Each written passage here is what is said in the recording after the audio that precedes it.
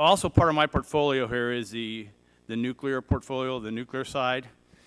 And so there's some curious things about this rule that that creates a problem based upon states that had clean burning nuclear power or generators that have shut down, but still have a standard by which now they can't meet because we're incentivizing the closing of nuclear power, which if we're in the clean air, climate change, we should be incentivized. Let me give you an example.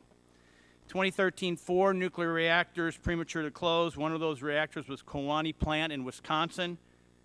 When you all set the reduction target for Wisconsin, it did so based on electricity production in 2012, a year in which Kewaunee was still operating. So you're calculating your reductions a year when you've got a nuclear plant operating, no carbon emissions.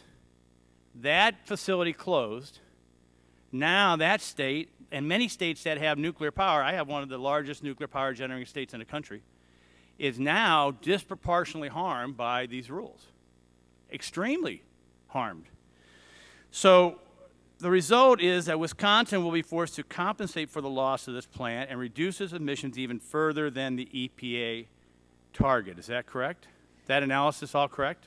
So let me explain. Quickly, please, as quickly as you can. Yep. So this rule addresses the fossil fuel sector. That's our responsibility under 111D. So that's where we start.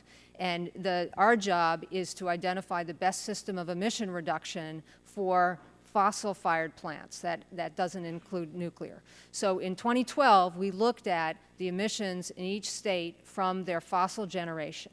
And we then looked at what that best system of emission reduction from a national basis would result in 2030. We recognize that there are states that rely on nuclear power that is zero carbon emitting. That's very good for carbon intensity. But we are disenfranchising those states that have the nuclear option. We're in fact giving states credit for some portion of nuclear in their compliance But to meet the standard, they have to even have more cuts, especially when a plant has closed, because you're basing that off the emissions in 2012. But their generating portfolio was based upon a nuclear plant that was operating. But this is not an energy plan for the state. This is a. That's our problem.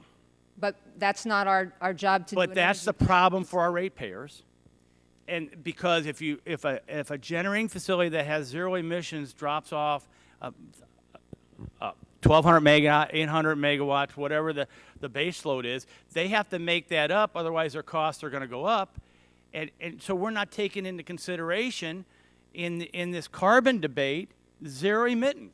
We should be incentivizing this, should we not? We are, and for any state that uses zero emitting generation to replace coal-fired generation or to meet their needs, they absolutely will be able to count that in their compliance plan and move them towards their goal. Okay, let me get to these final last questions, and I appreciate that answer. What happens if the EPA doesn't approve a state implementation plan? There's a provision, there's a little bit of language in 111D that says if we're not in a position to approve a state plan, then EPA is to move forward with a plan for that. You will have a federal implementation plan.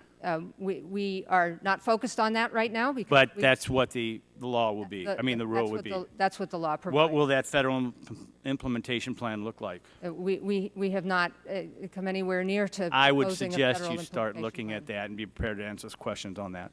I yield back my time as chairman.